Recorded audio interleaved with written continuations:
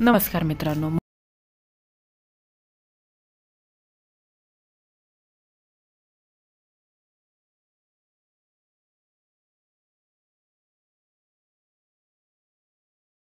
ते काय परतलेलं नसतो, त्यामुळे आरोही त्याला बघायला निघालेली असते.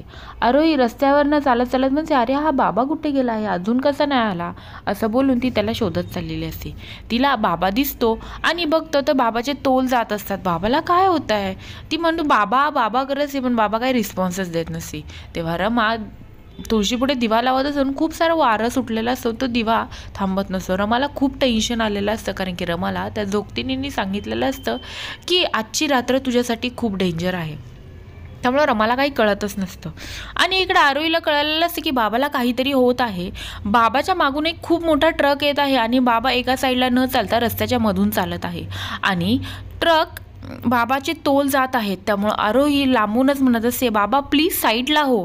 आणि इकडे खूप सारं वादळ सुटलेलं असतं आणि दिवा खूपच फडफडत असतो. रमाला खूप टेन्शन आलेलं असतं. रमा रडत असते, असं का होतंय, काय होत असेल का. आणि रमा पण खूप रडत असते. रमालाही काही कळत नसतं की काय चाललं आहे इकडं. आणि इकडं आरोही गाडी थांबवा प्लीज थांबवा असं बोलून ती बाबाकडे पळत असते. तेव्हाच अक्षय पडतो आणि गाडी तिकडनं येत असते.